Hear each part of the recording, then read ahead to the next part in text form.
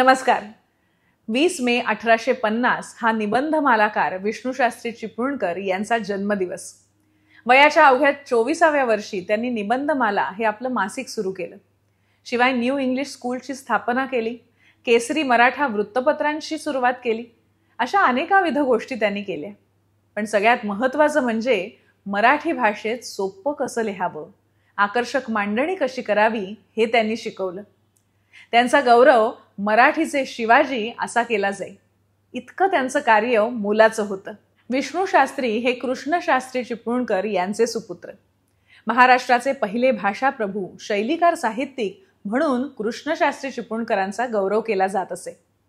अशा विद्वान वडिलांच्या सानिध्यात ते घडले.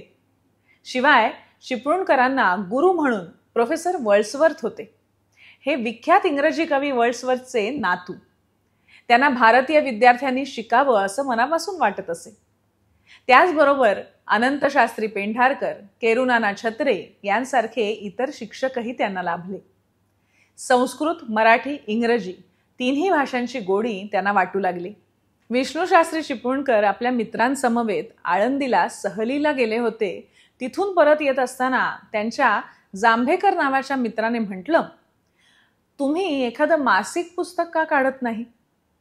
तुम्ही शाला पत्रकामध्ये संस्कृत कवींविषयी निबंध लिहिले आहेतच, त्याचप्रमाणे इथेही काही लिहिता येईल. चिपळूणकरांना ही कल्पना आवडली आणि त्यांनी ज्ञानप्रकाश या तेव्हाच्या एका पत्रात आपल्या नव्या मासिकाची जाहिरात दिली. 25 जानेवारी 1874 पहिला अंक प्रकाशित झाला. या पहिल्या अंकाची पृष्ठसंख्या 20 होती. मराठी भाषेची सांप्रतची स्थिती यावर एक निबंध त्यात होता आणि पुढे सूचना होती. या निबंधमालेचा उद्देश मुख्यतः भाषा शोधनाचा तर आहेच, त्याचबरोबर मनोरंजन व बोधही काही होईल असा भरवसा आहे. हा बेत लोकांच्या पसंतीस जर पडेल तर आम्ही आपले काम बजावण्यात यत्किंचितही आळस करणार नाही. आपण कुणाहीविषयी द्वेषबुद्धीने लिहिणार नाही हेही त्यांनी पहिल्या अंकातच स्पष्ट केले होते. शिवाय एक लांबच लांब निबंध वाचणं कदाचित त्रासाचं होईल, म्हणून मनोरंजन व्हावं म्हणून उत्कृष्ट ग्रंथकारांचे उतारे, सुभाषित, विनोदपर चुटके, महाद्याख्यायिका अशा तऱ्हेचा मजकूर असेल असंही सांगण्यात आलं. त्यापैकी हे 1-2 नमुने पाहूया बरं का. दोघे भाऊ आवळे जावळे असून अगदी एकसारखे एक होते असे की एका लपवावे व दुसऱ्यास काढावे. पुढे एक जण त्यातील मरण पावला, तेव्हा दुसरा एकाच रस्त्यात भेटला असता तो गृहस्थ त्यास विचारतो, अरे तुमच्यापैकी कोण मेला रे, तू की तुझा भाऊ? किंवा एकाने एका पंडितास पुसले, विद्वान लोक श्रीमंतांच्या घरी आढळतात पण श्रीमंत विद्वानांच्या घरी का आढळत नाहीत? पंडिताने उत्तर केले, विद्वानास धनाची उणीव भासते, श्रीमंतास ज्ञानाची उणीव भासत नाही. अर्थात हे अंकातले फुटकळ लिखाण असे. बाकी मुख्य अंकात एखादा विषय घेऊन त्यावरचा निबंध असे. हे निबंध मोठे म्हणजे अगदी 20-30 पानांचे असत आणि तरी एखाद्या विषयावर 5-6 अंक सुद्धा निघत. हा सगळा अंक चिपळूणकर स्वतः एक हाती लिहित असत. मालेची वार्षिक वर्गणी 2.5 रुपये होती. एका टीकात्मक पत्राला उत्तर देताना अभिमानाने म्हटले आहे, ईश्वर कृपेने सरकारचे मिंधे झाल्या वाचून व बड्या मंडळींशी ओशाळगत वागविल्या वाचून आमचे पुस्तक आज 2 वर्षे खासे सुरळीत चालले आहे. महाराष्ट्र भाषेविषयी कळकळ, स्वदेशाचा अभिमान आणि ज्ञानाविषयीची उत्कंठा यामुळे शेकडो लोकांचा आम्हास बळकट आश्रय आहे. एका पत्रात 650हून अधिक प्रती काढाव्या लागल्या असा उल्लेख आहे. ही गोष्ट 1878ची. मालेचे एकूण 84 अंक निघाले. त्यामध्ये 2800 पानांचा एकूण मजकूर एकहाती चिपळूणकरांनी लिहिला. 80व्या अंकात चिपळूणकरांच्या निधनाची बातमी छापून आली आणि मग त्यांनी लिहिलेले उरलेले 4 अंक छापले जाऊन निबंधमालेचा प्रवास थांबला. म्हणजे मृत्यूपूर्वी त्यांचे 4 अंक लिहून तयार होते. हे असं कसं झालं हे थोडं पुढे सांगते. निबंधमालेचे काम एकट्याने करण्याचा त्यांचा निश्चय आणि उत्तम साहित्य प्रत्येक अंकात असावं हा त्यांचा आग्रह. यामुळे निबंधमालेचे अंक 2-2 महिने उशिरा निघायचे. 5व्या वर्षाच्या शेवटी तर अंक 11 महिन्यांनी मागे पडला होता. यामुळे त्यांच्यावर टीकाही होत होती. पण आपण हे सारं कुणाकडेही एक छदाम न मागता वा कुणाची एक ओळही न घेता स्वतः करत आहोत याचा त्यांना अभिमान होता. 8 वर्ष हा जो खटाटोप आपला सुरू आहे, अशा प्रकारचा उद्योग आपल्याच देशात काय तर पाश्चात्य देशातही या तोडीचा केलेला सापडणार नाही, हा त्यांचा सार्थ विश्वास होता. आजपर्यंत आमच्या देशाच्या हरेक गोष्टीविषयी, आमच्या विद्येविषयी, स्वभावाविषयी, आचारांविषयी, धर्माविषयी, भाषेविषयी, कवितेविषयी लोकांच्या ज्या समजुती ठरवून दिल्या आहेत, त्यापैकी कित्येक निशंकपणे खोडून टाकून खोट्या ठरवणे आणि आमच्या बुद्धीने आम्हास खरे भासले आणि ज्याच्या सत्याविषयी आम्हास स्वतःला संशय उरला नाही, ते कितीही लोकमताविरुद्ध असले तरी आमच्या सुज्ञ आणि निपक्षपाती वाचकास प्रमाणसहित सादर करणे हा आमचा बाणा आहे. त्यांचे विचार आजही आधुनिक वाटावे असे आणि सडेतोड होते. लेखन शुद्धी या निबंधामध्ये त्यांनी किती सुंदर उपमा दिली आहे बघूया. पावसाचे पाणी जसे अगदी शुद्ध असते खरे, पण ते बेचव लागते, त्याचप्रमाणे शुद्ध भाषा सुद्धा. तेच पाणी जमिनीवरून वाहत त्यात अनेक द्रव्य मिसळली असता ते चवदार होत जाते. त्याचप्रमाणे लोकांमध्ये बोलली जाणारी भाषा ही कदाचित व्याकरणदृष्ट्या स्वच्छंद वाटली तरी त्यामुळे त्यामध्ये माधुर्य असते, हे लक्षात घ्यायला हवे.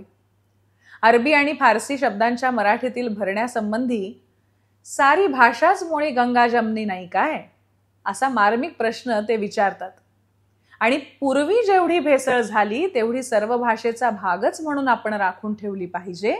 पुढच्या विषयी मात्र काय खबरदारी ठेवणे ती ठेवावी, असं सांगून टाकतात. त्यांचं धाडस वाखाणण्यासारखं होतं. निबंधमालेचा 8वा अंक हा इतिहास विषयावरचा. तो त्यांच्या धाडसामुळे ऐतिहासिक ठरला. या अंकामध्ये त्यांनी भारताचा इतिहास लिहिताना मिल, मॅकॉल या इंग्रजी ग्रंथकारांनी तो इतिहास विपरीत पद्धतीने लिहिला आहे हे स्पष्टपणे लिहिले. एवढेच नव्हे तर 57 सालच्या तेव्हा बंड म्हटल्या जाणाऱ्या स्वातंत्र्य संग्रामामध्ये महाराष्ट्रीय सेनानींनी जो पराक्रम गाजवला त्याचा गौरवपूर्ण उल्लेखही केला. हा अंक राजद्रोही असल्याच्या बातम्या सगळीकडे गाजू लागल्या. मेजर कँडी यांनी त्यांच्या वडिलांना कृष्णशास्त्री यांना बोलवून घेतलं. खरं तर मेजर कँडी आणि कृष्णशास्त्री यांची चांगली मैत्री होती. तुमच्या मुलाने असे लिहिणे हे खेदजनक गोष्ट आहे आणि तुम्ही त्याला असे न करण्याविषयी ताकीद द्यावी, असं मेजर कँडी यांनी सुनावलं. वडिलांनीही चिपळूणकरांना हे असे लिहून तुला काय उपयोग आहे, तू वकिलीचा स्वतंत्र धंदा वगैरे कर आणि मग असे लिहित जा, असे सुनावले. वडील पण पहा, असे लिहू नकोस असे काही म्हणत नव्हते, फक्त पोटा पाण्याचा व्यवसाय शोध आणि मग लिही, इतकंच त्यांनी सुनावलं. विष्णू शास्त्री तेव्हा शिक्षण खात्यात नोकरीला होते. या सगळ्या सार्वजनिक उपक्रमांपासून त्यांना दूर करावं म्हणून त्यांची बदली रत्नागिरीला करण्यात आली. आता मात्र गुलामगिरी नको, आपले आपण स्वतंत्रपणे काम करावे असे त्यांच्या मनाने ठरवले आणि त्यांनी चक्क सरकारी नोकरीचा राजीनामा दिला. आपण एखादा छापखाना आणि पुस्तकांचं दुकान टाकावं असं स्वप्न ते पाहत होते आणि त्याच वेळेस स्वतःची स्वतंत्र शाळा सुरू करण्याचंही त्यांनी योजलं होतं. पण त्यांच्या कल्पनेतील शाळा ही काही वेगळी होती. वयाच्या 22व्या वर्षी त्यांनी शिक्षकाचे काम अशा नावाने एक निबंध लिहिला होता, ज्यामध्ये ते म्हणतात, हल्ली विद्येचा फार प्रसार झाला आहे आणि अभिरुची वाढली आहे असे वाटते, पण ती भ्रांती आहे. केवळ सरकारी चाकरीच्या लोभानेच आपले लोक विद्या शिकतात. त्यांना विद्येचे व्यसनच काय, साधारण आवडही नसते. स्वतः शिक्षकालाच आपल्या कामाची थोरवी वाटत नाही, मग ती इतरांना कशी वाटावी? उपाय नाही म्हणून शिक्षकाचे काम करावयाचे ही जी त्यांची समजूत, तीच लोकांचीही. शिकवण्याचे विषयही ठरलेले. धर्म, नीती या विषयांचे वारे देखील शिक्षणाला लागू नये अशी सरकारची प्रथा. ही स्थिती बदलून शिक्षण हे ठिसूळ न बनता तलवारीच्या पोलादासारखे कठीण आणि लखलखीत होईल, तरच ज्या अरिष्ठरूपी राक्षसांनी या देशाला जेरीस आणले आहे त्या राक्षसांचे निर्दालन करता येईल. आजही आपण पॅकेज मिळवण्यासाठी शिकतो हे दुर्दैव नाहीये का? आजही शिक्षकी पेशाला हवे ते महत्त्व मिळाले नाही हे वास्तव आहे. आणि एआयच्या जगात उत्तम शिक्षक नसतील तर नवीन पिढी घडणार नाही हेही खरं. लोकमान्य टिळक आणि आगरकरांसारखे सहकारी घेऊन 1 जानेवारी 1880ला मोरोबादादा फडणीस यांच्या वाड्यामध्ये न्यू इंग्लिश स्कूलची स्थापना झाली. हरिनारायण आपटे, नारायण सखाराम पानसे, वैजनाथ काशीनाथ राजवाडे हे पुढे वेगवेगळ्या क्षेत्रात कीर्तिमान झालेले विद्यार्थी या शाळेने घडवले. आज आश्चर्य वाटतं, पण केवळ चिपळूणकरांवर विश्वास टाकून पहिल्या दिवशी शाळेत 150 विद्यार्थी आले होते आणि 6 महिन्याच्या आत ही संख्या 500 वर गेली. आपला स्वतःचा छापखाना असावा ही गोष्ट त्यांच्या मनात होतीच. तेव्हा त्यांनी एका मित्राच्या छापखान्याचे सामान विकत घेतले आणि आर्यभूषण असे त्याचे नवीन नामकरण करून त्यातून 2 जानेवारी 1881 रोजी मराठा या इंग्रजी वृत्तपत्राचा आणि 4 जानेवारी रोजी केसरीचा पहिला अंक प्रसिद्ध केला. देशस्थिती, देशभाषेतील ग्रंथ आणि विलायतेतील राजकारण याची चर्चा करणं हे या 2 वृत्तपत्रांचे ध्येय होते. वयाच्या 18व्या वर्षापासून सतत 14 वर्ष मराठी भाषा आणि महाराष्ट्र यासाठी त्यांनी आपलं शरीर झिजवलं. नोकरी सोडल्यानंतर त्यांच्या मागचे व्याप अधिकच वाढले. शेवटी निबंधमाला बंद करण्याचा निर्णय त्यांनी घेतला. हा निश्चय त्यांनी करायला आणि त्यांना मरण यायला एकच गाठ पडली. जणू निबंधमालेबरोबरच त्यांचं अवतार कार्यही संपायचं होतं. निबंधमाला बंद करण्याचा निर्णय घेतल्यामुळे त्यांनी अंक तयार करून आता काम थांबवू असं ठरवलं होतं. पण त्याच वेळी मृत्यू समोर उभा ठाकेल याची कल्पना त्यांनाही नव्हती. म्हणून त्यांच्या मृत्यूची बातमी छापून येऊनही निबंधमालेचे त्यांनी लिहिलेले अंक पुढे प्रकाशित केले गेले. उन्हात उभे असताना चक्कर आली एवढंच निमित्त झालं.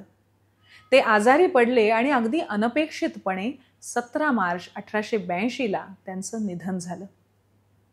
वयाच्या अवघ्या 32व्या वर्षी त्यांनी या जगाचा निरोप घेतला.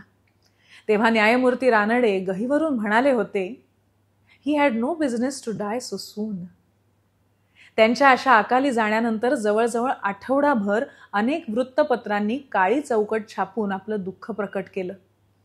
लंडनच्या सुप्रसिद्ध ग्राफिक नावाच्या वृत्तपत्रामध्ये विष्णूशास्त्री चिपळूणकरांविषयीचा मजकूर छापून आला होता. आपल्या घरातल्या मुलांना चिपळूणकरांचं मराठी किती कळेल हे सांगता येणार नाही, पण त्यांना चिपळूणकरांविषयीचा हा इंग्रजी उतारा म्हणजे इंग्लिश पॅरा नक्की कळेल आणि म्हणून त्यांच्यासाठी जसाच्या तसा तो इथे घेतला आहे. आपल्या घरातल्या तरुण मुलामुलींना हा एवढा भाग तरी नक्की ऐकवा. वयाच्या अवघ्या 32 वर्षाच्या आयुष्यात मराठी भाषेचा शिवाजी म्हटल्या जाणाऱ्या चिपळूणकरांनी नेमकं काय केलं होतं हे त्यांना इंग्रजीतून तरी कळू दे.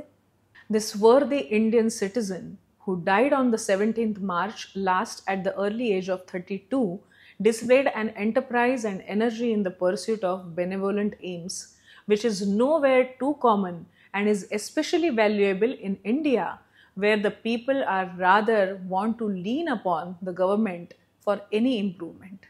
Mr. Chiplunkar received a good English education and had scarcely taken his degree in 1872, when he began to edit a magazine in the Marathi language whose native title signifies a string of essays, Nibandhamala. Mr. Chiplunkar, in spite of great difficulties and disappointment, established a little graphic press for printing colored pictures. He opened an English school where lads were taught on a different system from that pursued by the government and where excellent results were obtained. And he established a depot where books of all sorts in all the well-known languages are exposed for sale.